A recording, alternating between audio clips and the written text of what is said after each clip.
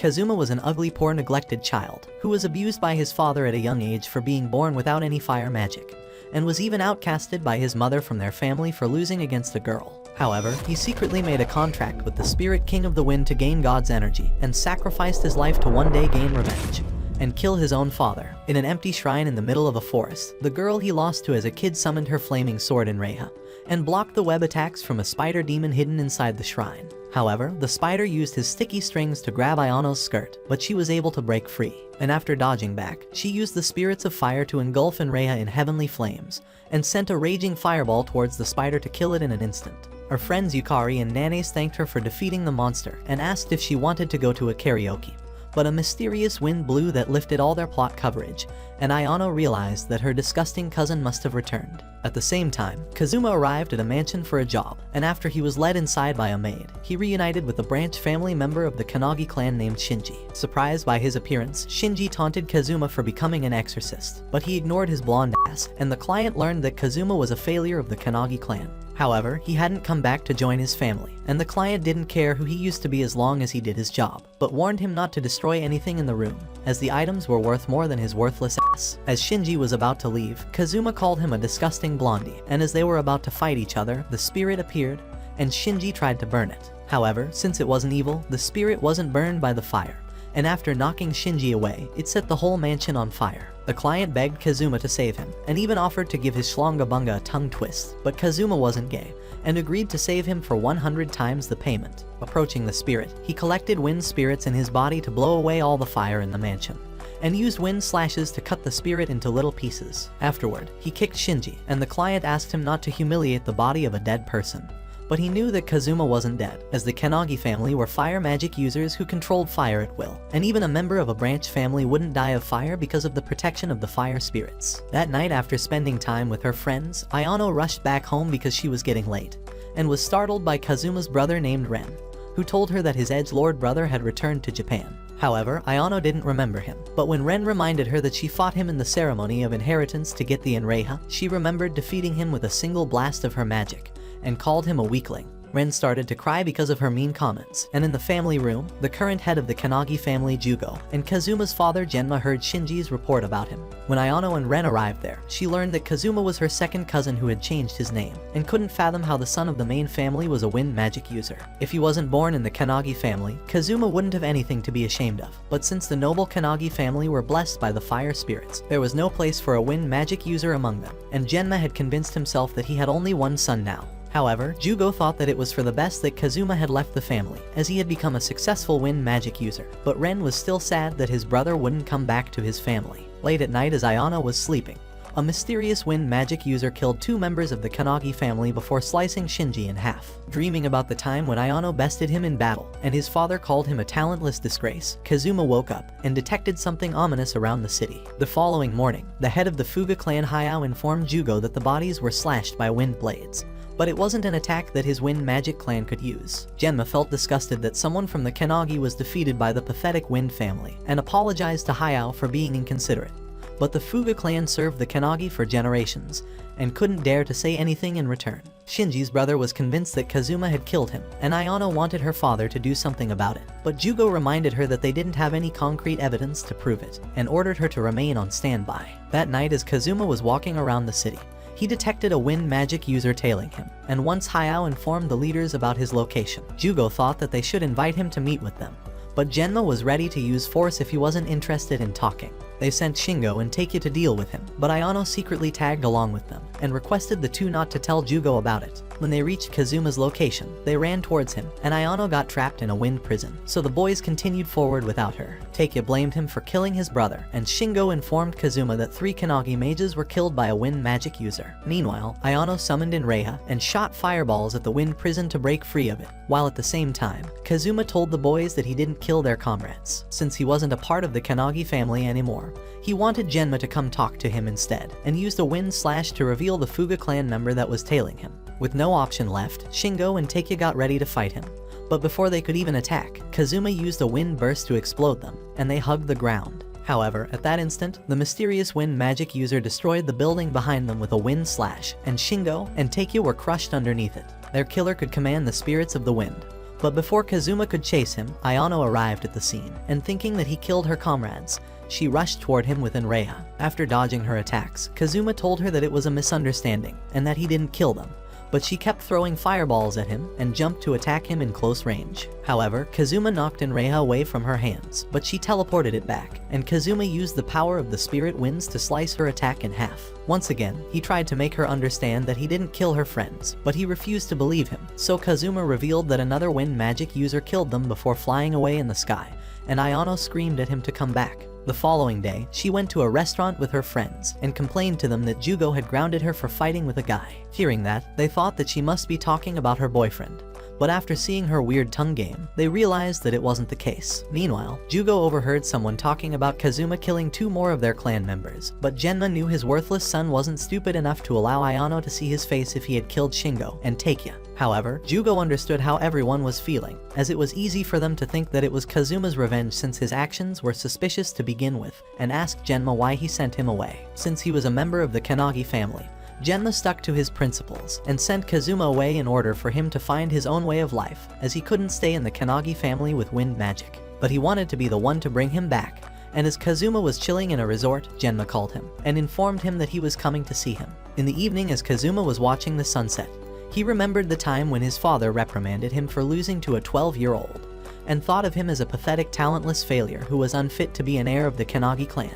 There was no need for someone in his family who couldn't use fire magic, and in a weird twist of fate, Genma ordered him to buy milk and never come back. Kazuma begged for forgiveness in every way he could, but he threw his useless, disgusting ass and left him to cry in his loneliness. Since that time, Kazuma always wanted to surpass his father, who controlled every aspect of his life and was eager to fight him. At the same time, Hayao informed Jugo that the identity of Shingo and Takia's killer was still unknown, and requested more time, saying that the entire Fuga clan was immobilized to investigate the matter. As the night came, Genma approached Kazumi, asking him to turn himself in, but Kazumi ignored him and asked if that was the first thing he wanted to say to his son that he hadn't seen in 4 years. He wanted to fight his father and told him that he wasn't the weakling that he once knew, but Genma thought that a good-for-nothing like him couldn't beat him after studying wind magic for only 4 years. Angry at his cockiness, Kazuma shot wind slashes towards him, but they couldn't pierce his shield, so Kazuma tried to attack from multiple angles, but that attempt failed as well. Since he didn't have time to play games, Genma tried to fry his worthless ass by overwhelming him with fire bursts,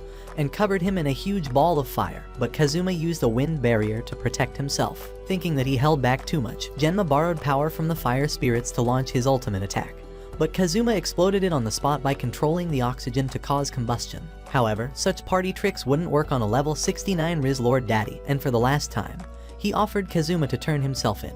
When he denied it, Kazuma decided to show the difference between their power by enveloping himself in Azure God's blue hellfire. Kazuma knew about it, and Genma thought that no party trick of his would now work against him. But Kazuma shrouded himself in spirits of the wind, and since wind spirits gather faster than fire spirits, he was able to launch his attack first, and finally got rid of his daddy issues by defeating his father. As he hugged the ground, Kazuma laughed seeing the sorry-ass old man lying in front of him, and wondered what he was supposed to do now. Genma was taken to a hospital, and as Kazuma was going to his hotel, he sensed a Kanagi fire user, and it turned out to be his brother Ren, but he didn't realize it at first. However, once he knew that it was his brother, he was surprised to see how big he had gotten, and learned that Hayao told him about his location. Ren wanted to convince him to come back, but Kazuma just ignored him, and asked Ren to go inside the hotel with him, telling him that he had sent the old man to the hospital after beating his ass. At the same time, Ayano came out of the shower, and she saw a message from Ren telling her about Kazuma's location. In the hotel, Ren asked Kazuma if he was a contractor, and had entered a contract with the Spirit King to receive the blessing of the spirits. The Kanagi family did the same when their first leader entered an agreement with the Spirit King of Fire. But Ren heard a rumor online about a legendary contractor who was Japanese, and wanted to know if it was Kazuma, as there was no way he would have defeated Genma without a contractor's power. Instead of answering directly, Kazuma dodged the question, and when Ren asked if he had really killed the Kanagi mages, he declined. So Ren wanted him to clear his name, as the entire Kanagi family would turn on him otherwise.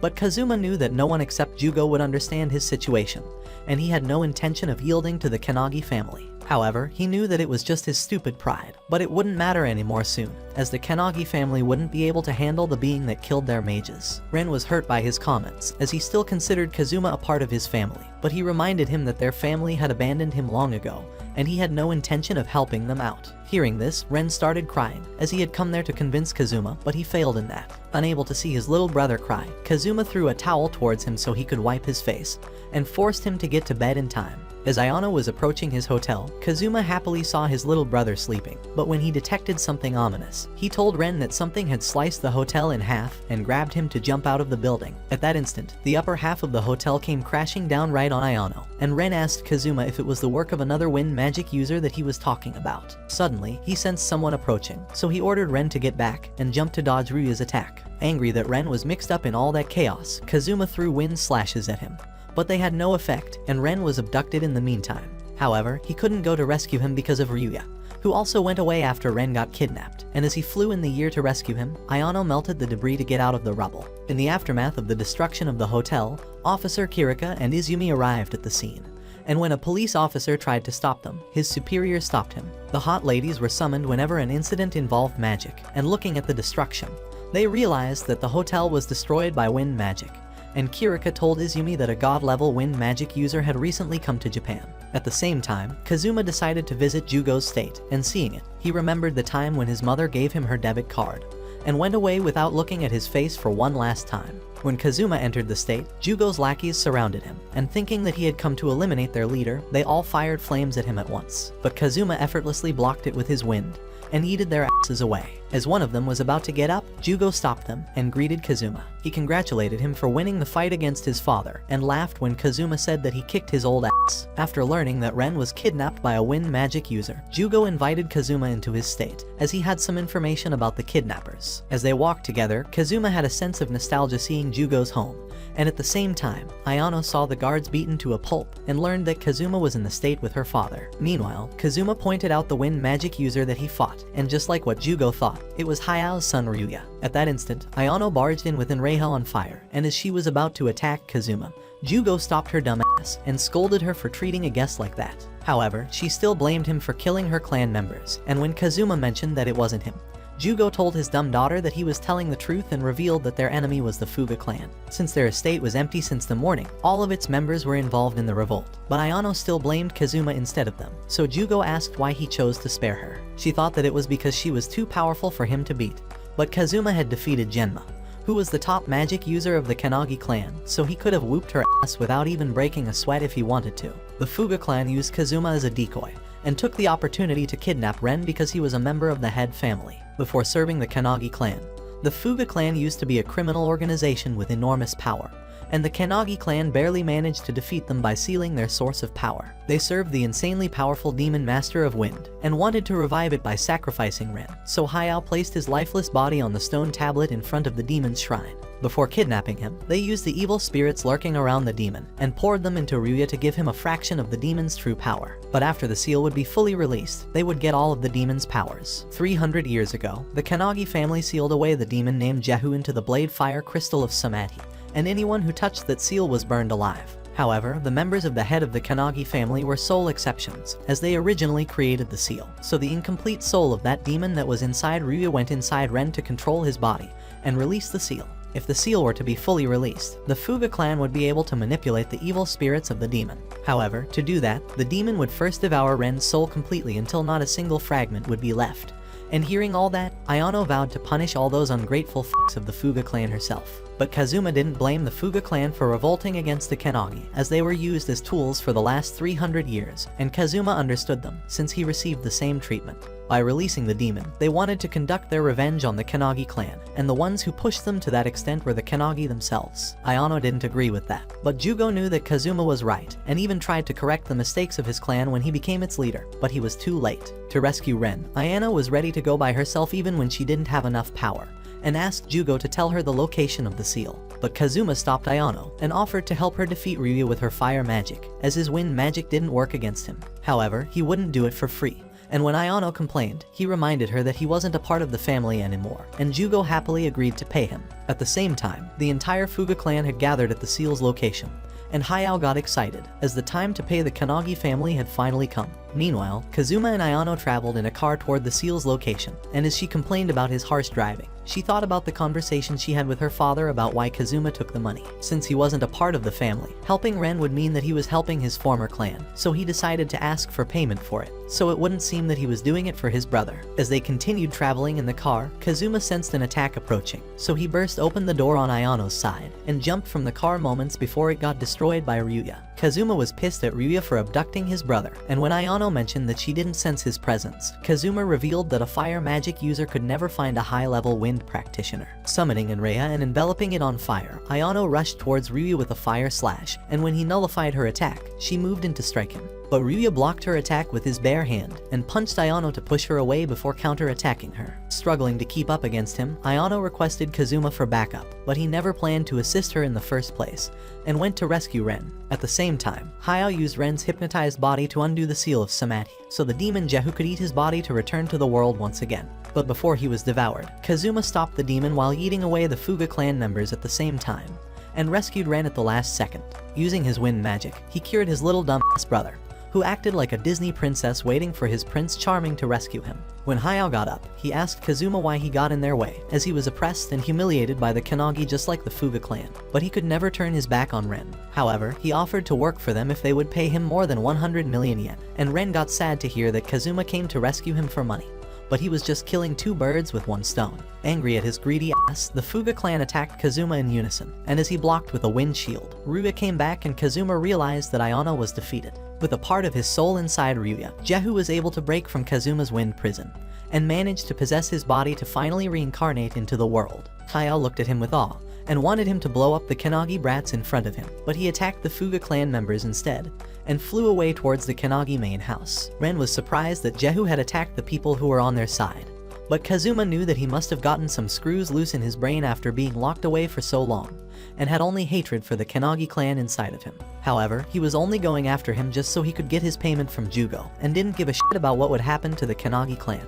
But he went to rescue Ayano first, and struggled to wake her up, as her whole body was covered in wounds, and evil spirits had entered her body. She was dying, and the only way she could be saved was with a rare elixir that Kazuma possessed. But he wondered if he had to do that, as he wouldn't be able to get that elixir again, and Ren could just become the next Enreya user if she died. However, when Ren burst into flames in sheer anger and ordered him to hand over the elixir, Kazuma decided to give it to Ayano himself, but that disgusting runt used it as an opportunity to feel the touch of a woman's lips for the first time in his life. Ayano was pissed at him and called him a jerk, but when Ren hugged him and revealed that he had saved her life with the rarest of rare alchemist's elixir, she thanked Kazuma for saving his life. However, he wanted another 100 million yen for wasting the elixir on her worthless ass, and mocked her for acting as Ryuya's personal punching bag. He never realized that Ayano was that bad, and pissed by his constant yapping, she summoned Enreya, but Kazuma grabbed her arm to stop her. Afterward, he grabbed them both to fly toward Jehu, and they saw that ghostly spirits that were lingering in the ground had woken up because of his aura. Ayano wondered if they could really win against a monster demon like that, but she was ready to sacrifice her life, so Kazuma told her to stay alive no matter what, as she could always start over as long as she lived to have another chance. When they saw spirits on the ground, Ren dropped to take care of them, and while the other two flew forward, he summoned the Kanaga's fire to return the spirits into darkness. Meanwhile, Kazuma stopped Jehu with a wind slash, and once he stopped flying, Ayano rushed at him while Kazuma backed her up with his wind magic. She slashed Jehu with all her might, but when her attack didn't work, Kazuma told her to focus, and she almost got her back destroyed by him. Kazuma wanted her to just focus on cutting Jehu down, and created a wind tornado to form a path for her to approach the demon. As she slashed at Jehu, he gathered the powers of the wind spirits to blast the demon out of existence, and Ren, who was battling the evil spirits, detected a god-level wind burst. Seeing that the demon's back was exposed, Ayano rushed at him, but Jehu stopped her attack at the last instance. Since his last attack didn't work, Kazuma was left with the only option of using God's secret wind power and asked Ayano to buy him some time. However, she struggled to even stand on her feet against the demon.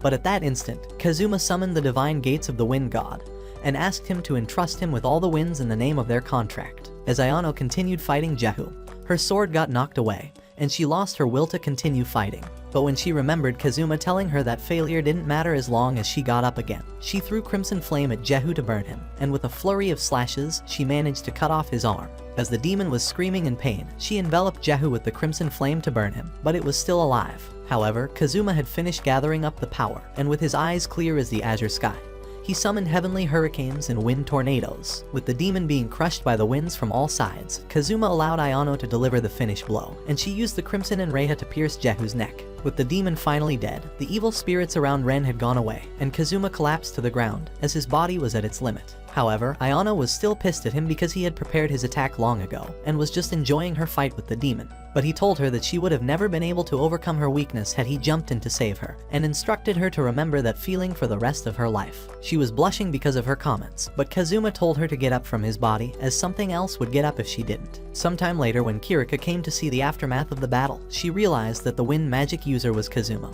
while at the same time, he visited his father and told him to take care of his old ass before going away. Some days later, a meeting between the officials of the Kanagi clan was held in Jugo's place, and Ayano was feeling anxious since Kazuma hadn't arrived. However, he came soon enough and apologized to Jugo for being late, but told him that it was fine, as he begged him to come in the first place. Ren took the opportunity to get all cuddly with him and kept pressing him to eat something, but he told him to shut the fuck up. As Ayano was consoling him, Misao bowed to Kazuma and revealed that she would be attending to all his needs during his visit. So being the degenerate he was, he asked her to attend him in bed and was about to develop plot until Ayano intervened. She didn't want Misao to ruin her life for a jerk like Kazuma, but she knew that Kazuma had saved their clan and took revenge for her brother, so she didn't mind doing anything for him. However, Kazuma was half responsible for Taiki getting killed, as he had rendered him defenseless beforehand, and Ryuya just finished him off while he was unable to move. But Taiki still wouldn't have survived even if he was at his best. So Kazuma asked Misao to use whatever she was hiding in her sleeves, and she rushed to stab him with a knife. However, she couldn't pierce his wind barrier, and Jugo asked Kazuma to punish her, threatening to punish her himself if he didn't. Even her father Masayuki wanted Misao to get punished, but Kazuma couldn't see why they had to punish her since he wasn't harmed. But Jugo couldn't just let that slide, and confined Misao to her home for the time being. When she asked why Taiki had to die, Kazuma told her that it was because he was weak, and Ayano asked him if he had forgotten what it meant to be weak.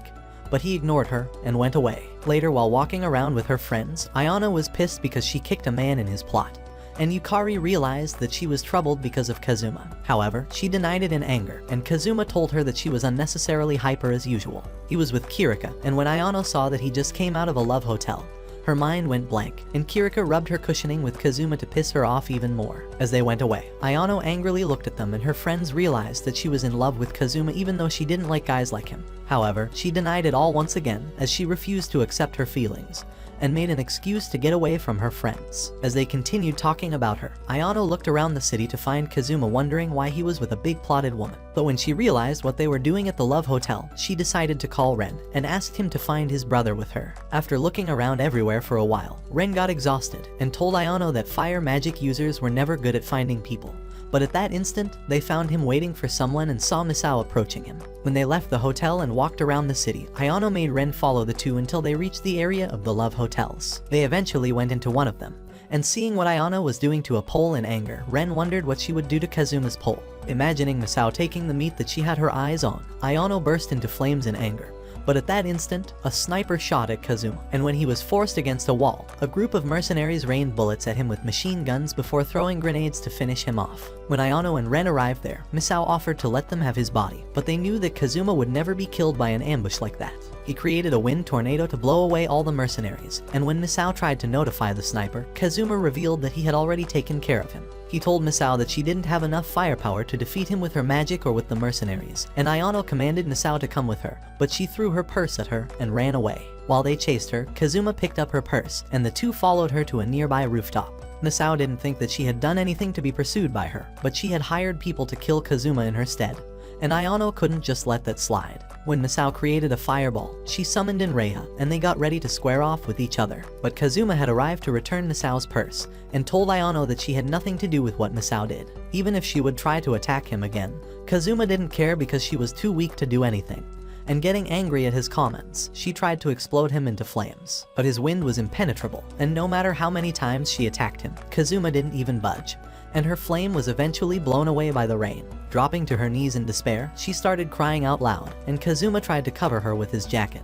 But she pushed it away, and told Kazuma that she would make him pay for killing her brother. Telling her to give her best, Kazuma went away, and while the two followed him, Misao remained at the rooftop. However, Michael approached her there and offered to give her the power to take her revenge on Kazuma. She looked at him with hope in her eyes. Some days later in a subway station, a slime monster ate a woman alive, and continued to chase other people to devour them. The monster was Misao, who was consuming the life source of the people to strengthen herself, and Michael continued to make her believe that there was nothing wrong with what she was doing. One day, Ayano went to a hotel to ask for Kazuma's whereabouts with her friends, who decided to tag along with her because it was going to be her first time alone with a guy, but she revealed that Jugo had sent her to talk business with him. However, the girls thought that everything begins at business, and when Ayano entered Kazuma's suite, he asked her if she had come to ride on his roller coaster, but she threw the envelope at his face and told him that a monster was eating teenagers around the city. The total number of the people who were killed was over 100, so Jugo wanted Kazuma to investigate it, as he didn't have the Fuga clan anymore, and instructed Ayano to work together with him on the case. Looking at the evidence photos, Kazuma realized that the monsters sucked the energy out of its victims,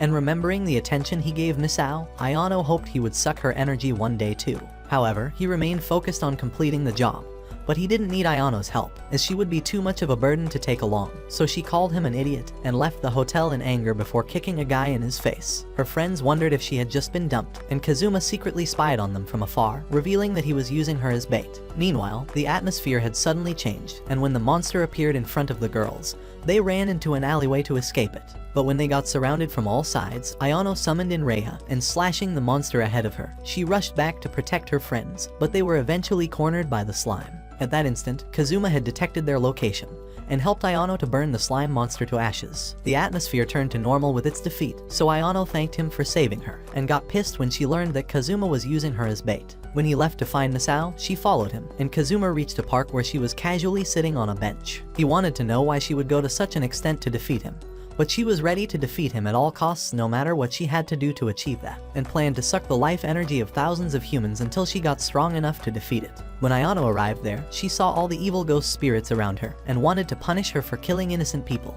She summoned in Rhea to defeat her, so Kazuma tried to stop Ayano, but she forced him back with her flames, and using their argument as a distraction, Misao escaped before she got attacked. Ayano was angry at Kazuma for letting her get away, and warned him not to interfere again, but he challenged her to stop him if she had the power to do so, and dispelled her flames before fading into the wind. Meanwhile, Michael had convinced Misao that he was an angel sent by the god to grant her wishes, and made her submerge herself in the demonic slime, but she was startled by the cries of help from the souls it had devoured. However, Michael convinced her that she was doing nothing wrong and everything was legitimate to make her wish come true, so she allowed the slime to completely merge with her, and Michael was surprised that the blood of the Kanagi was strong enough to tame the slime. At the same time, Jugo had ordered Masayuki's family to handle Misao since she was a part of them, and hearing him say that she wasn't his daughter anymore made Ayano wonder what kind of father he was. On top of the Yugami family, Jugo had also requested help from someone else, and when Masayuki asked if he had stopped Kazuma from approaching Misao, he revealed that Kazuma was no longer a part of the case,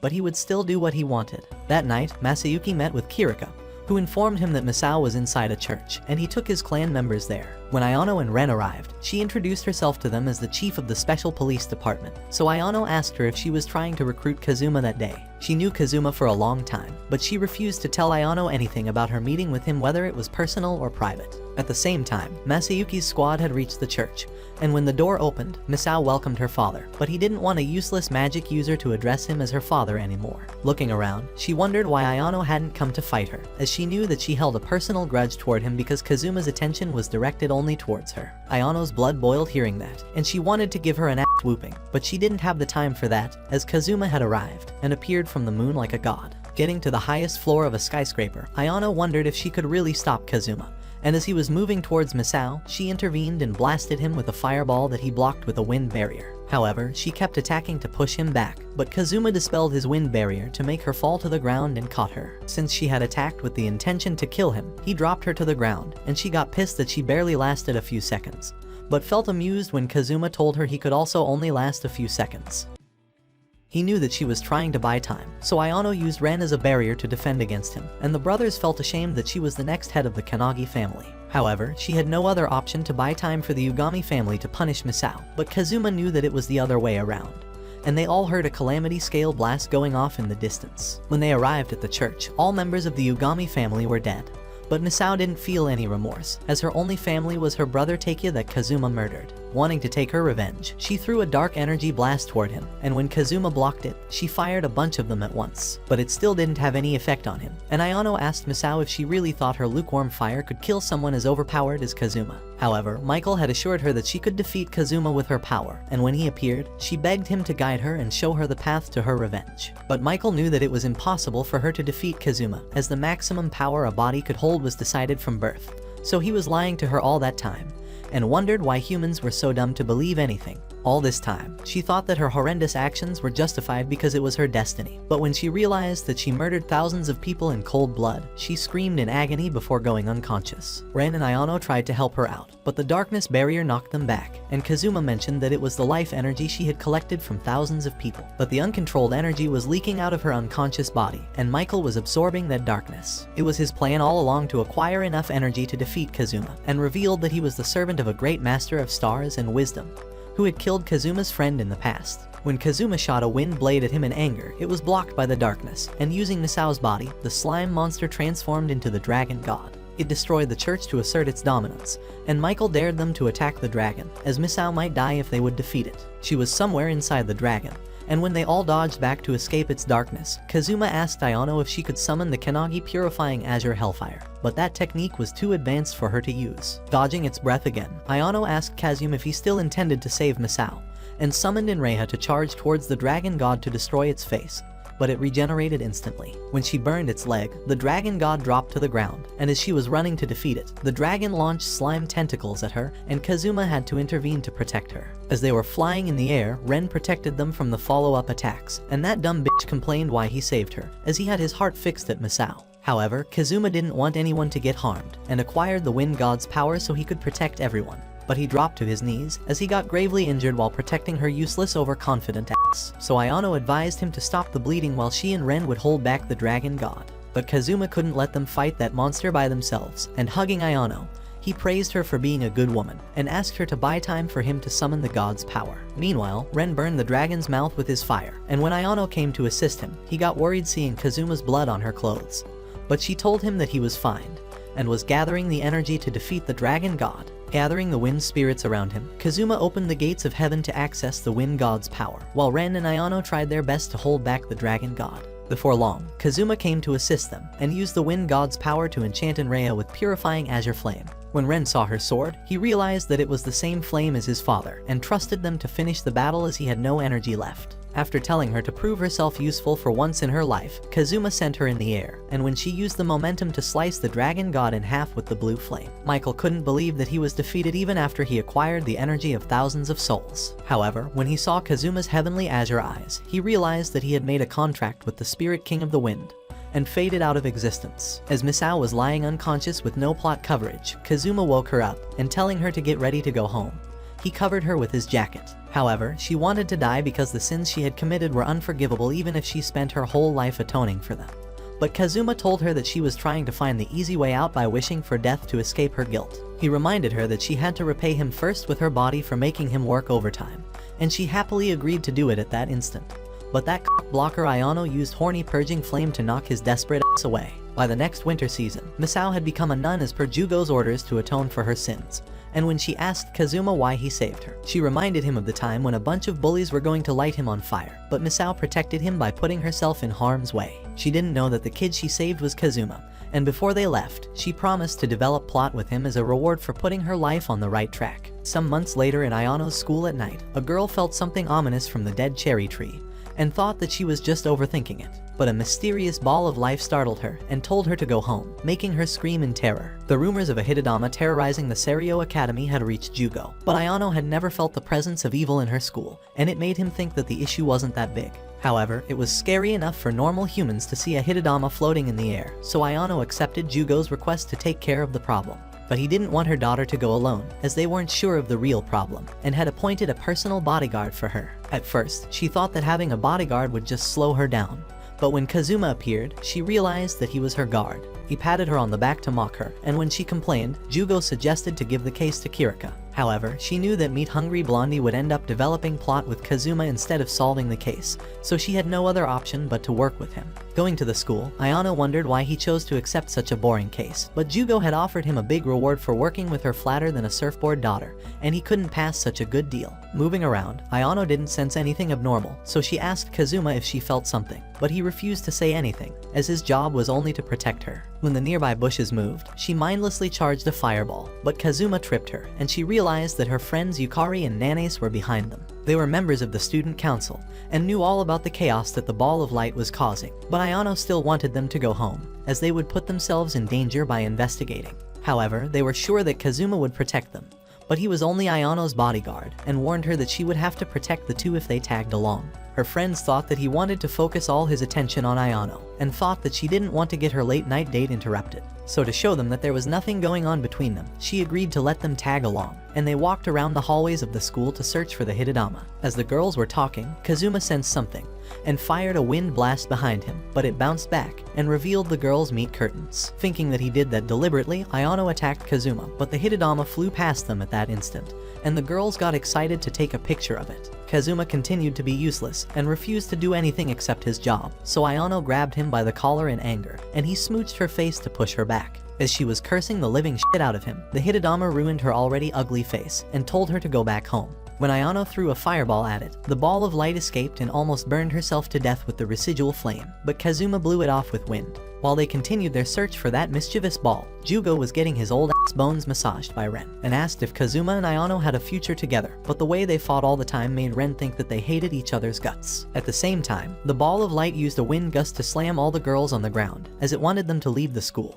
And when Ayano chased it, the Hidedama threw a wet paper at her face, and she fell off the stairs to hug the ground. Yukari and Nanes helped her walk afterwards, but the Hidedama made them slip on the floor, and they all face-planted to slam into a wall. It continued to bully the living fuck out of them by using a dead body, and created a tap water tsunami to make them wet. So they dried their wet coats in an empty class using Ayano's fire. They struggled to understand what was happening, and Ayano was pissed at Kazuma for not telling them anything. But he had yet to find anything worthy to discuss, and asked Ayano to trust him. At that instant, Kazuma sensed something ominous from the backyard, so they went there to investigate it, and a bucket fell from the sky to Ayano's head. Unable to handle the sheer disrespect, Ayano wildly shot fireballs at the Hidedama, and started crying because having a bucket fall on her head was the biggest humiliation for her. So Kazuma politely asked the Hidedama to reveal itself, and when it refused, he slammed it around the whole backyard, and they realized that the ball of light was actually a mischievous fairy. She was bullying the girls just to have fun, and Ayano was about to slash her in half for that, but Kazuma stopped her, and told her that she and the fairy had the mental age of a toddler. However, when she got angry, he offered to treat her to dinner, and Ayano demanded him to take her to a fancy restaurant. The fairy was there to make a dying old man's wish come true, so she went to the dead cherry tree, and all her friends revolved around it together to make it blossom for the last time.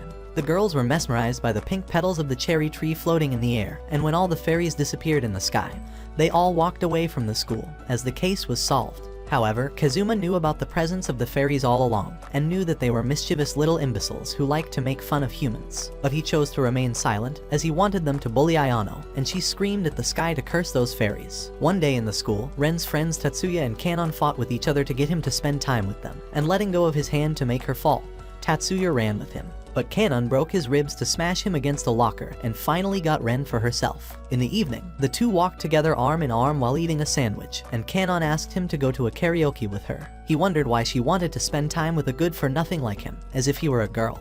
He would pick someone who was manly as his brother. Meanwhile, as Kazuma was shivering because of cold, Ayano used Inreha to defeat an apparition monster, and Kazuma clapped at her performance, while promising to clap her later. Since he was just freeloading while she did everything, she wondered why Jugo had hired him to be her bodyguard, and when they went outside, Ayano asked Kazuma to take her to dinner with the money he earned by doing nothing. He happily agreed, and that night, Ren was walking home after spending a long hectic day with Kanon, and saw a girl singing in a nearby park. He was in awe of how pretty she and her voice was, and hearing her sing, he was lost in the sight of her beauty, and the girl greeted him. Her name was Ayumi, and she wanted to play with Ren, but he gave her his jacket first before doing that since it was cold. At the same time, Kazuma and Ayano were eating dinner at a fancy restaurant, and she was savoring the taste of the food that tasted especially good since it was free. Ayano even ordered the most expensive stuff for her cheap ass, but when the fairy called Kazuma, he left Ayano by herself. Meanwhile, Ken and Ayumi were enjoying playing together, and after they introduced themselves to each other, she asked if he wanted to ride something else. Simultaneously, Kazuma met with the fairy named Tiana, and calling him a contractor, she asked him for a favor, and he squeezed her little body for openly talking about his hidden identity. However, she apologized and revealed that the chief of her clan had told her that he was a contractor, but her clan was in danger because its secret treasure was stolen by humans, and they would go extinct without it. When Kazuma asked about the payment, she got confused refused, as she thought that Kazuma was obligated to help them for free since they were spirits of the wind. But he yeeted her greedy ass away, and told her that he wouldn't do anything without money, so she offered to give him some gold and jewels. However, since their whole clan was in danger, he asked for half of their valuable items as payment. At the same time, while Ren and Ayumi were talking about their favorite things to do, a group of mercenaries knocked Ren away and captured Ayumi. They had a taser with them, but before they could use it on her, Ren kicked 2 of them in their faces. But the budget Keanu Reeves shot bullets at his feet to stop him. Ayumi wanted Ren to run away, but he used his powers to melt the gun, and when they realized that he was from the Kanagi clan, they mentioned that they belonged to the Tsuwabuki family. The mercenary warned Ren that he could cause a war between the 2 families, and told him that Ayumi was their property. But he refused to back down on his friend, and creating an arc of fire, he threatened to kill the guards unless they left. With no hope of winning against him, they ran away, and Ayumi asked if he did the right thing. But Ren thought that it would be pathetic if he couldn't even protect a girl. Out of nowhere, she requested him for a favor, while at the same time, Jugo and Ayano were informed by the Tsuwabuki family that Ren had robbed their treasure and escaped. They threatened to kill Ren if he didn't return Ayumi to them, and since there was no way for the 2 to contact him, Ayano decided that she would find him before the Tsuwabuki family. However, Jugo wanted her to get in touch with Kazuma, but Ayano didn't want to always depend on him for the hard stuff and went away. Meanwhile, Tiana showed the image of the secret treasure to Kazuma, and he told her that the Tsuwabuki family had stolen the treasure of her clan. In the Tsuwabuki state, Yuji informed Lady Mayumi that the guards failed to capture Ayumi because of a member of the Kanagi clan,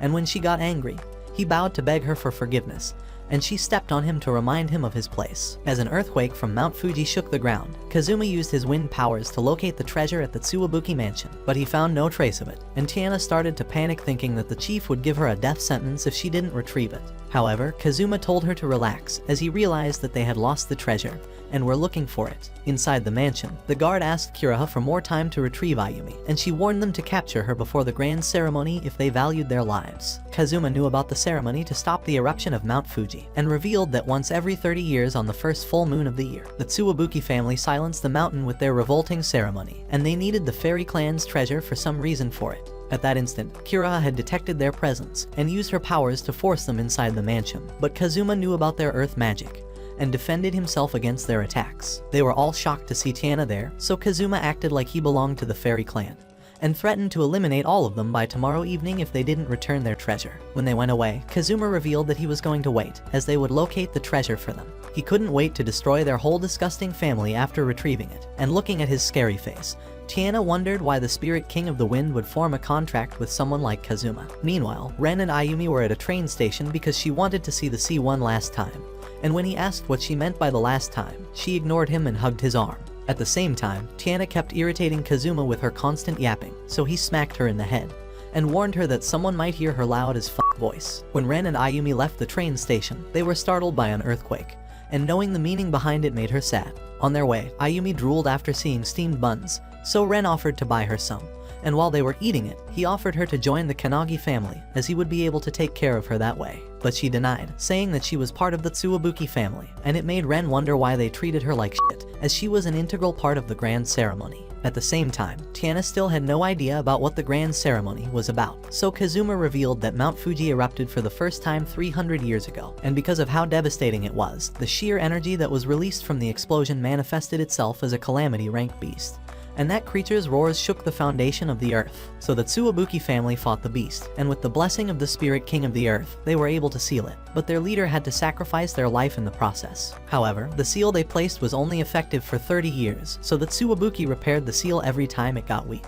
But they murdered a family member every time by making the master exhaust all their life energy to seal the beast. The sacrifice was a noble tradition in the family, and when Ren realized that it was Ayumi's turn to be sacrificed next, he couldn't believe it, but she thought that someone would have to do it even if it wasn't her. He had made her happy at the ending point of her life, as no one had ever been kind to her the way he was, and was content with the fact that she was going to be sacrificed, as she was going to save millions of people. However, she wanted to make some real memories before that happened, and revealed that someone else's memories were planted inside of her, so she wanted some memories that were her own in the end. Hearing this, Ren promised to protect her no matter what, and find a way to seal the beast where she wouldn't be sacrificed, so they could make more memories. For the time being, he took her to the ocean, and seeing how happy she was seeing it at night, Ren created an artificial sun to show how the ocean would look in daytime, and tears flowed from her eyes, as she was in awe of the view that she always wanted to see. At that instant, Mayumi and Yuji found them, and when Ren asked if the two of them were sisters, she got offended. She wanted him to give her property back, and reminded Ren that hostility towards her would cause a war amongst their families. So to stop that from happening, Ayumi went to her deliberately, and Mayumi bitch slapped her in the face, while Yuji grabbed her by the hair and slammed her useless ugly face to the ground repeatedly before stepping on her face. Unable to see her in pain, Ren used a fire beam to get her off Ayumi, and told them that he would protect her with his life, so Mayumi ordered Yuji to end the life of that disgusting brat. Gathering the earth spirits, he created spikes from the ground to end him in an instant, and Ren couldn't do anything except to run away from his attacks. There was no way he could defeat him if he continued to stay on the ground, so he enveloped himself in hellfire, and Yuji's attack no longer worked on him, as he had turned the sand beneath into magma. Mocking Yuji for how weak he was, he blasted him with fire, and as he hugged the ground, Ren told Mayumi to let Ayumi go if she wanted to live. But Yuji was still alive, and Mayumi revealed that Ayumi wasn't even a human. She was Mayumi's clone, and even though she looked older, it had only been a month since she was created using Mayumi's memories. However, Ren didn't believe her, but when Ayumi herself admitted that she was made to sacrifice her life to be the master of the ceremony, he dropped to his knees in disbelief, and Mayumi revealed that it wouldn't have made a difference even if he saved her, as she would die in a month anyways. At that instant, Ayano arrived to see Ren on his knees, and as she ran towards him, Mayumi told Detective Kirika to tell Jugo that she had recovered their stolen property, and had no intention of holding them accountable for the actions of a stupid fuckface. When they went away, Kazuma woke up, and when they saw Ayumi getting out of the vehicle, Tiana revealed that the fairy's secret treasure was inside of her. She wanted her to execute the mission, and chop that dumbass girl into pieces to retrieve the secret treasure. But he wanted to go home, as he thought that it would be a lot more fun if he took the treasure right at the moment of the ceremony. Meanwhile, Kiraha praised Yuji for retrieving Ayumi, and when he went away, she congratulated Mayumi that she wouldn't have to be sacrificed anymore. Afterward, she took the two girls somewhere, and Yuji saw them, so he asked Kiraha about Mayumi's location since she never came back to her room. Impressed by his loyalty, she decided to let Yuji see her, and took him to the ancient Suwabuki sanctuary where he saw Mayumi frozen inside a crystal. He got angry seeing her there, but Kiraha revealed that Ayumi didn't have enough energy for the ceremony, since she escaped before they could make final adjustments to her, so she decided to use Mayumi to make up the power that she would be unable to provide. However, she assured Yuji that she wouldn't die, as she was just lending her power.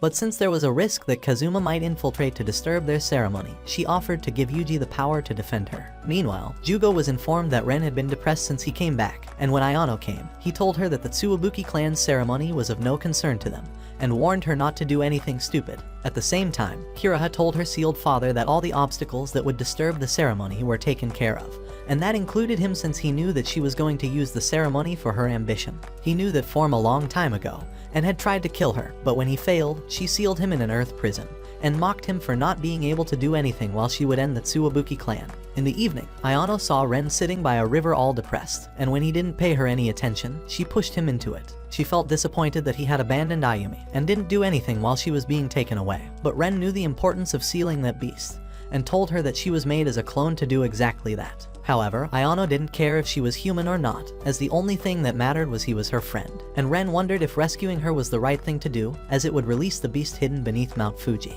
But he decided that he would at least go see her again, and apologize to Ayumi, so Ren agreed to take her to the hideout of the Tsuwabuki family, but warned him not to cause any commotion. At night, Ayumi was brought by the guards to the sanctuary to perform her role as the master of the ceremony, and Kiraha pitied her miserable fate, but there wasn't anything she could do. At that instant, a guard informed her that they had intruders, as Ayano had burned a few of the guards who attacked her out of nowhere. Jumping away from the earth spikes, Ren tried to tell the guards that he came just to see Ayumi for the last time, but they couldn't trust his words, so Ayano blasted their asses to a crisp, and they continued moving toward the mansion. However, the stone golem god stopped them, and Ayano lit it on fire with a fireball, but it had no effect on the golem. The golem's earthen bullets were parried by Ayano, and she told Ren to continue ahead while she would hold back the golem. But it grabbed him, and Ayano tried cutting its hand, but she just bounced back, and got kicked into a wall. The golem warned Ayano not to move else he would break all the bones in Ren's body, and hearing its voice, Ren realized that the golem was actually Yuri. Since there was a risk that interruptions during the ceremony would put Mayumi's life in danger, Kiraha gave him the powers of the golem to protect her,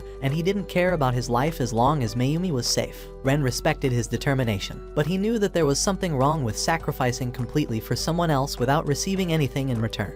Pissed by what he said, Yuri was about to slam him on the ground, but his arm was cut down by a wind blade, and Kazuma and Tiana arrived to assist the two. He told them not to let their guard down as the golem was still alive, and when it regenerated its arms, Ren informed Kazuma that the golem used to be a human, but he sacrificed his body to protect Mayumi. It was something that the Tsuwabuki family would do, as they believed that they needed to sacrifice something to protect someone, and that way of thinking made Kazuma sick. But Mayumi loved Yuri since she was a teenager and confessed her love for him since she would eventually be sacrificed for the ceremony. She requested Yuri to capture her if she would ever try to escape, and from that moment, he swore loyalty to her and was ready to sacrifice his own life for her sake. So he had no intention to let the three get close to the mansion, but before they fought him, Ren wanted to know if Kazuma would die to protect him.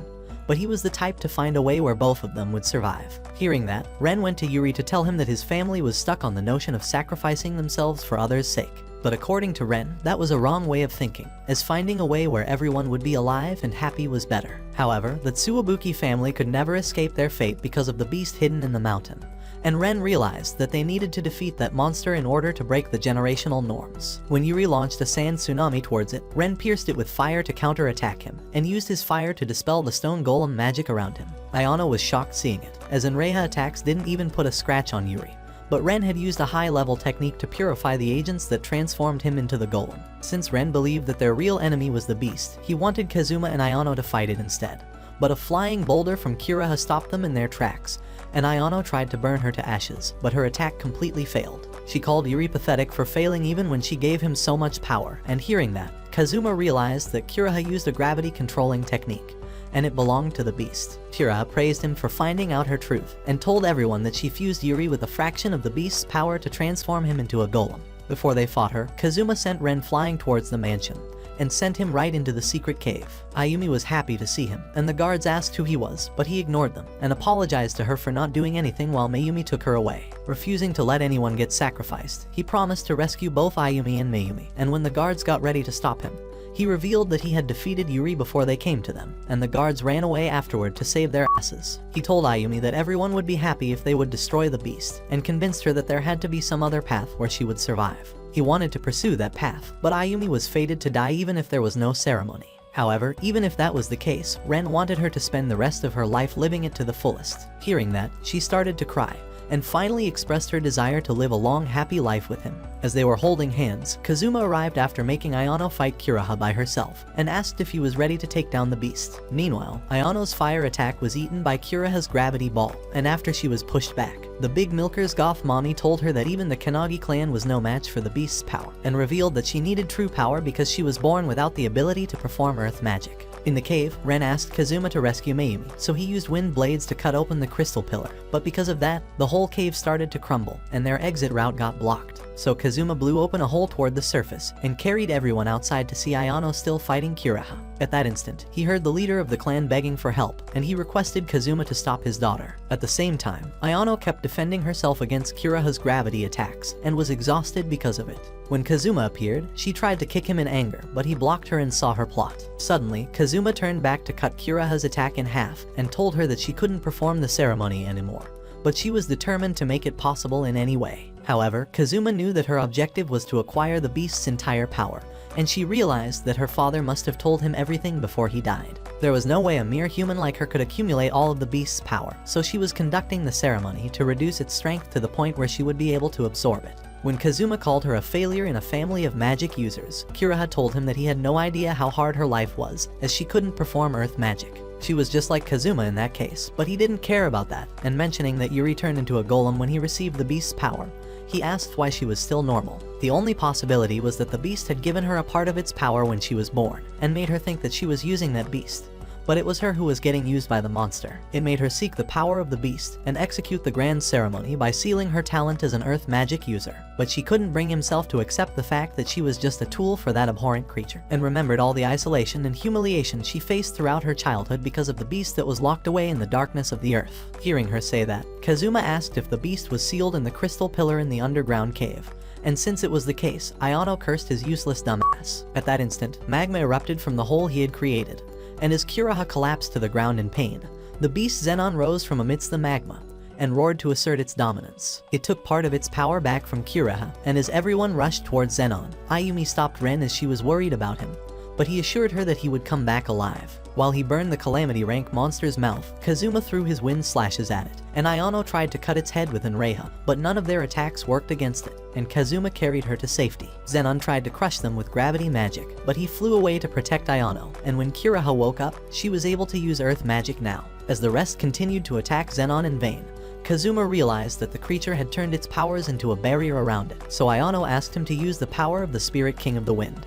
But he could only use it for 5 minutes, and wanted to make it count. At that instant, Kiraha riddled Zenon with a hail of earth harpoons, and demanded its anger to return the time and life that the creature used for its selfishness. When she got blasted away, Ayumi started crying, and saw Ren helplessly trying to stop the demon. But when he was launched in the air, Kazuma had to rescue him as well. She realized that she had no option left but to conduct the ceremony, and as the demon was getting out completely, Ayumi used her power to weaken the beast. Ren didn't want her to do that, as her body would collapse, but Kazuma told him that she already knew that, and was fighting in order to spend her life with him. He decided that they needed to kill Zenon instantly, so he requested the two to assist him, and Kazuma opened the gates of heaven to acquire God's power. He used a wind hurricane to launch Zenon in the air, while Ren and Ayano worked together to destroy its protective shell, and allowed Kazuma to defeat it with a wind tornado. They had defeated the creature, but Ayumi had collapsed after overexerting her powers, and Ren rushed towards her. When Ayano was about to go after him, Kazuma stopped her, and revealed that Ayumi wasn't actually a clone. She was a real human child, but the leader of the Tsuwabuki clan used the fairy's treasure egg to force her growth,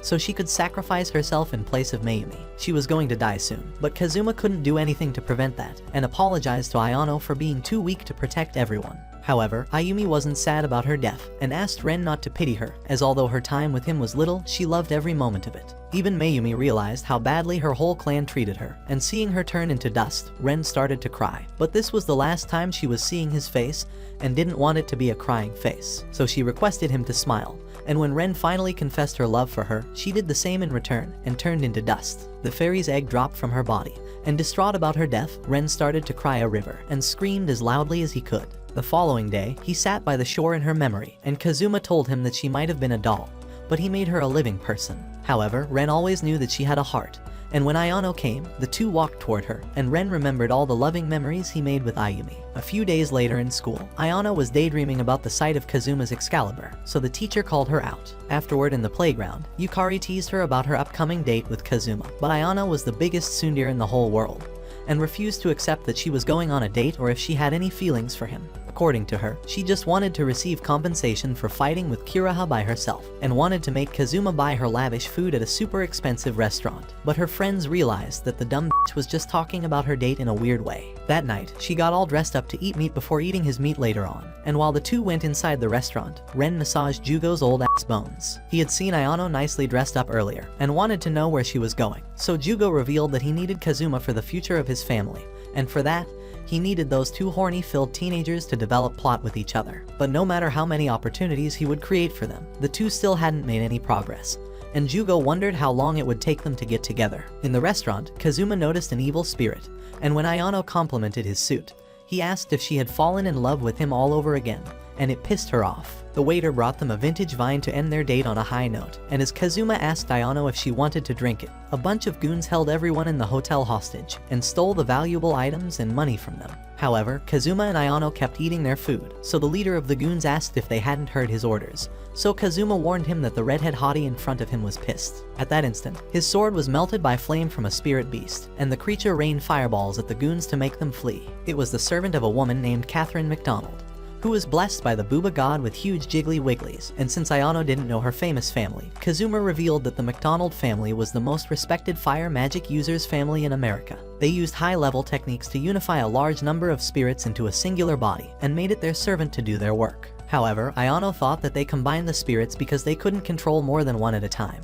But Catherine refused to listen to any criticism from someone who didn't do anything to stop the goons. She had specifically made a visit to Japan to prove that her family had the most powerful fire magic, and wanted Ayano to hand over Inreya to her. She thought that Ayano wouldn't put up a fight since she didn't stand up against the goons, but she couldn't just let a disgusting blondie like her ridicule her family, and the two decided to have a duel to find out who was the strongest. When Ayano summoned Inreya, Catherine enveloped herself in flames, and summoned her strongest angel spirit Metatron. Sensing the power of that angel, Ayano could tell that thousands of spirits must have been bundled inside it, but she was sure that no fire attack could work against her. However, Metatron's fire was special that could even burn the members of the Kenagi clan, and it launched fire bullets at her before coming to attack Ayano with its sword from behind. When she got startled by its weird movement, Kazuma advised her not to think of it as a normal creature, and she managed to slice it in half. She thought that she had won, but when Metatron pushed her back with a strike, she realized that the angel wouldn't die from a normal slash because of the thousands of spirits inside of it, and asked Kazuma to help her defeat it. But he had left the restaurant, and Metatron smacked Ayano through a wall. Catherine wanted her to accept her defeat, but she refused to go down without a fight, and at the same time, Jugo received a call from Kirika, who told him that his dumb daughter was fighting inside a building that was possessed by an evil spirit. That spirit didn't have the power to do anything directly, but it was amping up the negative emotions of humans, and made those goons attack the people at the restaurant earlier. Kazuma had found that evil spirit, but before he could finish it off, it was purged from Enreiha's flames while she was chasing Metatron, and she was caught off guard by his attack from behind. Their fight shook the foundations of the building, and before long, Ayano was exhausted, so Kazuma gave her a tip, and told her that she was burning the wrong thing. As she sliced Metatron in half once again, she saw that Catherine was barely hanging in there just like her, and gave a thought to the advice that Kazuma gave her. Realizing how she purged the evil spirit earlier, she started gathering fire spirits around her, and when Metatron rushed at him, it got trapped in her flames, and Ayano used her fire to purify the spirits inside it. However, the spirits inside Metatron exploded in that instant, and Kazuma had to carry her outside to safety.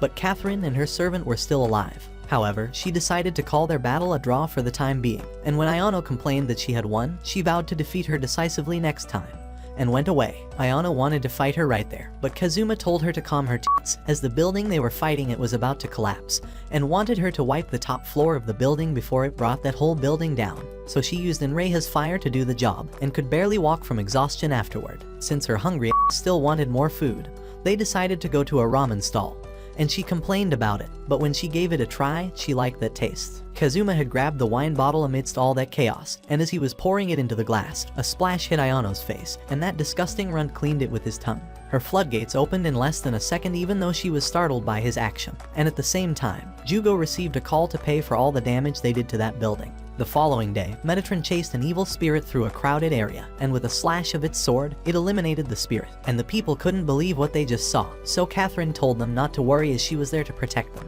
The news of that incident had reached Kirika, who summoned Kazuma to get his help in finding the mysterious fire magic user, and told him that the suspect was a blondie with huge cushioning. To their surprise, Catherine was right in front of their eyes bullying a waiter who got her order wrong, and Kazuma revealed that she was the woman that Kirika was looking for. She told the two that she was just training to defeat Ayano, and when Kirika learned that she wanted to get her sword, she couldn't help but laugh, as the only sword she was getting was Kazuma's. He didn't think that Catherine had the power to defeat Ayano, and suggested her to improve her spirit beast instead of wasting her time on small fries. But Catherine didn't want to listen to a powerless wind magic user, and asked him to apologize to her on his knees. However, Kazuma was notorious for never apologizing to anyone, so she challenged him to a duel, and the two went to an empty ground nearby. She made Metatron rush at him, but Kazuma slashed it out of existence in a matter of seconds, making Catherine wonder who he was. Kazuma had shown her the difference between their power, and told her that she wouldn't defeat Ayano with her current way of fighting, as she overestimated the power of her spirit, and didn't know what to do once it was defeated.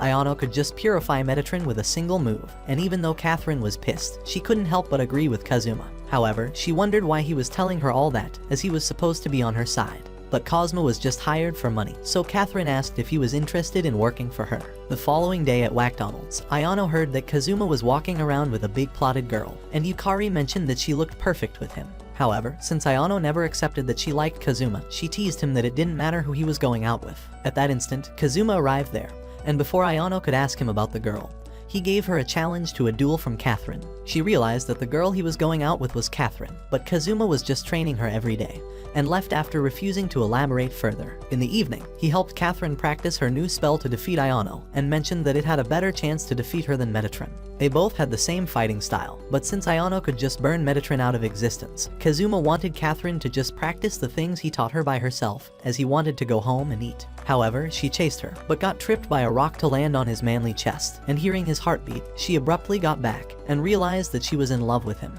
That night, Ayano beat a pillow senseless with Kazuma's face on it, and the day before the duel, she ate desserts like a madman to cope with the fact that Kazuma didn't care about her, and he later arrived there with Catherine beside him. She didn't expect to see Ayano there, and when she told her to be ready for her defeat tomorrow, Ayano asked Kazuma if he brought her there just to mock her, but they just came there to celebrate the completion of her training. Hugging Kazuma's arm, Catherine told Ayano to always be 10 meters away from her future horny disabling machine, and the situation heated between the two until Kazuma stopped them. If Catherine won, she would take Kazuma to America with her, and Ayano didn't want that to happen. but Kazuma was just a disgusting freelancer who would go anywhere as long as it paid him well. Ayano was sad about that, and as she ran away, her friends followed her, and Kazuma told Catherine to do her best tomorrow, as Ayano was pissed beyond oblivion. In the meantime, Ayano quietly walked by herself while Yukari and Nanes followed her, and once she stopped, she told her friends that she would make Kazuma stay in Japan no matter what, as she wanted him to pay for her meals forever and planned to suck him dry. I mean empty his wallet. The following day, they went to the place where Kazuma fought Genma, and when Kazuma began their fight, Ayano summoned in Reiha while Catherine brought forth her guardian.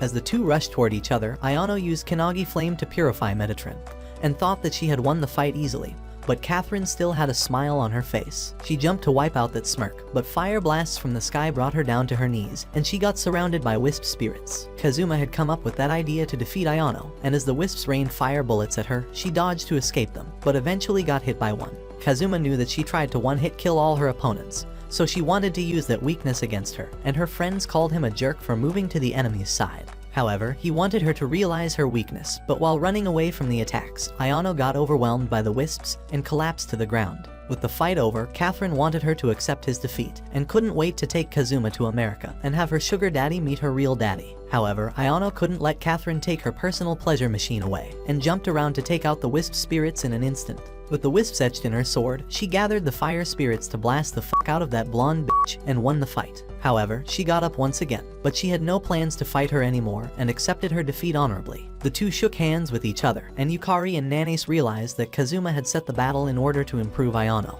But just like her, he wasn't honest with his feelings, and didn't accept that he did all that for her. Since she won, Ayano wanted Kazuma to treat her to dinner, but Catherine stopped her, as she had only given up on taking Kazuma to America, and didn't say anything about not going after him. Some days later, a mysterious website asked a gamer if he wanted power, and in the school, Nanes ran to vault over a pole, and a disgusting scum named Utsumi took her pictures. All the girls were in awe of how athletic she was, and that pathetic continued taking inappropriate pictures of girls while they were playing tennis. So Nanes hit a bullseye with a football on his face, and crushed his camera afterward. She hated scums like him, and Utsumi tried to make an excuse that he was just taking pictures of the yearbook. But the girls knew that he was taking their plot-filled pictures, and knocked his bag to see pictures of their dressing room. It was filled with hidden cameras that Utsumi had secretly placed, and they used brooms to beat the living shit out of him. However, after just a little while, Nanes told the girls to stop, as she thought that he must have learned his lesson. But that four-eyed fuckface took her generosity for granted, and thought that she appreciated his art and wanted him to only take pictures of her. Nanes was disgusted by that hopeless idiot, and her friend used a metal baseball bat to teach him a proper lesson. In the city, Kazuma and Ayano were approached by a thug, and that budget Hulk from Wish.com pumped his muscles to scare them.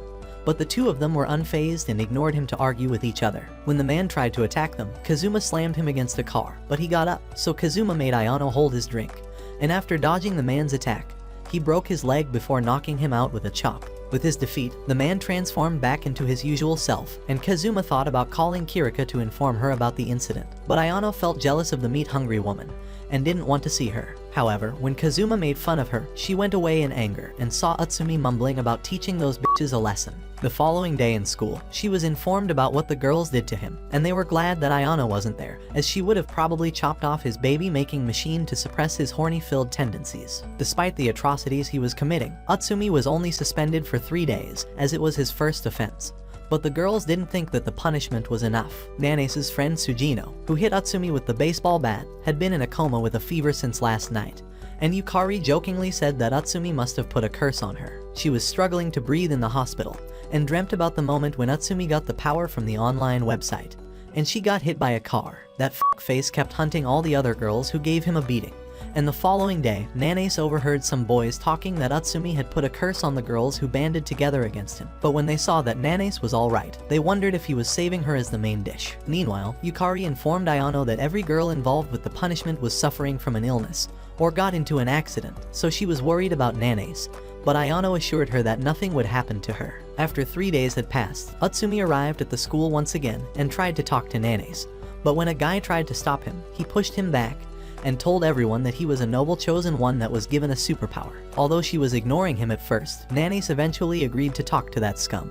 And when the two went outside, Utsumi tried to scare Nanes with a budget Kamehameha, but missed her entirely. Nanes wasn't impressed by his showboating, but Utsumi told her that it was only a glimpse of his true power, as his real power was to kill with curses, and wanted Nanes to become his slave and beg for forgiveness if she wanted to live. But Nanes was having none of his shit, as he was still a useless disappointment even if he got his powers. Feeling disrespected by her comments, Utsumi unleashed all the power inside of him, and charged another energy ball, but Nanes stopped him with a taser and used it once again to knock him unconscious. The girls had planned this all along, as the taser originally belonged to Yukari, but she refused to tell them how she got her hands on it, and Kirika arrived soon after to apprehend Utsumi. Yukari gave her an investigation report later on, making Kirika wish that she worked for her, and she informed the girls that there had been a sudden outbreak of people with superpowers in the city. The budget Hulk that Ayano ran into was also one of them, and Kirika revealed that they would be easy to handle for them, but they were attacking normal humans and conducting street fights among themselves. Yukari had heard about those street fights online,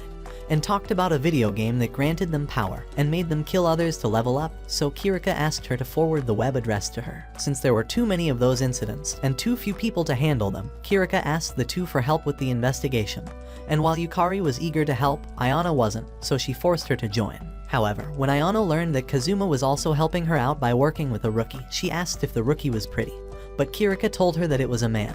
But Ayano knew that if there's a hole there's a way, and in the evening, that rookie was cornered by a hellhound and its master in an alleyway, while Kazuma was just standing nearby observing everything. The man talked about going to the pandemonium to upgrade his class to a higher one, and hearing him use video game terms made Kazuma wonder about who the real culprits were. When the hellhound lunged at the rookie, he shot its face, and although it was pushed back, it was still unharmed, so Kazuma had to chop it up into pieces and defeat his master. The rookie started crying, asking God why he had to be a part of the special unit, so Kazuma wanted him to go rest.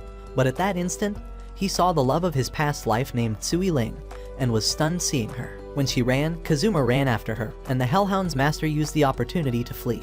While at the same time, Kazuma lost track of Tsui Ling. His brother in the meantime was chilling around with Kanon, but Tatsuya barged in to take him for himself, and as the two of them were fighting, a boy grabbed Kanon and reminded her that she was supposed to do a karaoke with her. However, Kanon declined him, but Tatsuya asked her to go, so she would leave him and ran alone, and she broke his foot before telling the boy that she had no intentions of going out with him. But that disgusting ass face thought that she was just playing hard to get, and Ren eventually stepped because he wouldn't stop bothering her. However, when the boy said he had nothing going his way except for his good looks, both Kanon and Tatsuya worked together to slam him on the ground, as they couldn't let anyone diss their friends. Getting up, the boy was about to punch Kanon, so Ren held him up against a wall, and while his friends were impressed by him, the boy threatened to make his big brother kill them, and revealed that he had superpowers. Kanon and Tatsuya laughed at him, but he knew that he was saying the truth, and vowed to teach them all a lesson. Meanwhile, Ayano and her friends were eating a shitload of desserts at a bakery, and she wondered why Yukari wasn't scared of investigating people with magic and abnormal abilities. However, Yukari told Ayano that she also had abnormal abilities, so she told the two that they didn't have to hang out around her if they didn't want to.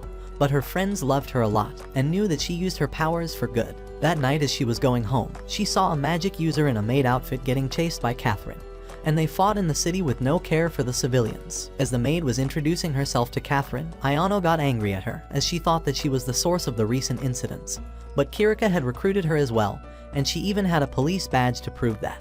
While Catherine was laughing because of her superiority, Ayano wondered why Kirika had to hire that dumb bitch, and at that instant, the maid threw magic stars at them that were burned by Metatorn's and Ayano's fire. Catherine wanted to know how she got her powers, so the maid mentioned the pandemonium, and charged up her ultimate attack, but Ayano purified her magic, while Metatron burned her to a crisp. With her job done, Catherine informed Kirika that the girl was in her custody, and refused to tell Ayano anything about it before taking her away for interrogation. While Kazuma was standing on top of a tall building, he finally decided to attend Kirika's call, and she asked where he was, but he wasn't interested one bit in talking to her, as seeing the love of her past had shaken him up from the inside. Meanwhile, some goons took Ren and her friends to an alleyway, and the boy they beat earlier was there with his brother, who was a fire magic user, and Takashi asked him to kill them off. Summoning flame at his hands, he tried to burn everyone alive, but Ren effortlessly blocked his attack, and scolded him for breaking the code of magic users by attacking civilians. But the man didn't know anything about that, as he was also a player of the game. When he tried to defeat Ren with a phoenix, he dispelled his attack with flame serpents, and saw that the man was possessed by a spirit. Takashi was shocked that his brother was being pushed back, and he cursed Vesalius for giving someone else the same fire attribute power as him, while Ren wondered if Vesalius had made the spirit possess him. To prove that he was the fire master, the man unleashed all the fire inside of him, but Ren blocked it with his hand, and used a flame of purification to eliminate the spirit in his body. At first, he was surprised that the attack did no damage to him, but when he tried to attack again, his fire refused to come out, and Ren informed him that he had erased his flame. With that, all of his friends fled for their lives, and Tetsuya and Kanon couldn't help but smile at how awesome Ren was. Meanwhile, the maid informed Kirika that she got her powers from a website called Pandemonium, and her computer's screen turned white to make her unconscious. She got the powers when she woke up the next day, and Kirika and Izumi learned that all of those processes were a part of the spirit summoning ceremony that granted the users their power. Just like the maid, the fire magic user had obtained his power from the website. But no matter how hard they tried afterward, no one could ever enter the Pandemonium twice. But the only certain thing was that they received experience points to level up, and were informed of them by emails. Once he accumulated enough experience points, the man went to the Pandemonium to meet Vesalius, and was given promotion to a higher class. However, he didn't know anything about where the Pandemonium was except for the fact that it was between two towers, so Ren looked around and found the towers he was talking about. So they went inside to see that there was nothing between the two towers, but Ren could sense that something was wrong, and used a fireball to reveal the distortion in space. Once he confirmed the Pandemonium's existence, he tried to get away, but Vesalius kidnapped him, and Kanon and Tatsuya realized that he wasn't behind them anymore. Meanwhile, Kazuma went to a meeting at the Kanagi State, where Kirika informed Jugo and Genma that random teenagers were given superpowers through spirits, and even obtained testimonies from multiple people that she had arrested. None of them knew that their power belonged to the spirit, and if they continued using it, they would be eaten up from the inside. So Kirika wanted to ask for the Kanagi family's help, but Kazuma didn't have anything in his mind except Sui Ling. However, he remembered that her eyes were off a different color, and left the meeting to give whoever decided to mess with him a beating. As Ren chased Kazuma to stop him, he received a call from Kanon, who told her that Ren had disappeared, so they all rushed to meet her and Tetsuya. Ayano assured the two that they would rescue him, and while the rookie took them away, Kazuma sensed a spatial distortion over the upper part of the building. Since they had even obstructed Kazuma's view, Kirika thought that they must be strong, but he went there all by himself, and used a wind slash to open a hole into the barrier, and disappeared inside it. With him gone, Kirika gave an order to get everyone in the building evacuated, as she knew that Kazuma wouldn't hold back against people who kidnapped Ren. Getting inside the Pandemonium, Kazuma entered a room, while Ayano and Kirika used the lift to get to the spatial distortion area. They could barely stand there because of the incredible wind speed, and Ayano offered to destroy the whole spatial barrier. But Kirika couldn't afford to reveal its existence to the general public, and used her powers to open a gate. Opening a huge door, they entered into a big hall, and slowly progressed through it until Lapis came in front of them. Learning that she was Vesalius' servant, Ayano asked her to take them to her master, but she declined and asked them to leave if they didn't want to get eliminated. She had a great sword bigger than her body to stop any unwanted intrusion into the Pandemonium, but Ayano summoned Enreja to battle against her, and when she blocked Lapis' attack, she was shocked by the strength behind it. A normal weapon would have crumbled to dust by Enreja's fire, but Lapis' sword was special, and she could swing it like it was a feather. Meanwhile, Kazuma was stuck in a distorted space of a dimensional maze, and couldn't even rip it out of existence, as it would risk the lives of everyone in the building. At the same time, Ren was in a dark room, and used fire to illuminate his surroundings, but Vesalius turned all the lights on for him, and after welcoming him in the Pandemonium, he asked Ren if he wanted to upgrade his class, but he denied, and asked him to stop playing with the lives of humans, but Vesalius was giving the humans power for an experiment. Meanwhile, Ayano struggled to hold herself against Lapis, and tried to burn her with a fireball, but her swords absorbed the fire, and she launched it right back at her before jumping in the air to try to squash her. However, she jumped back, and complained that Kirika wasn't helping her out, but she wasn't overpowered like Kazuma,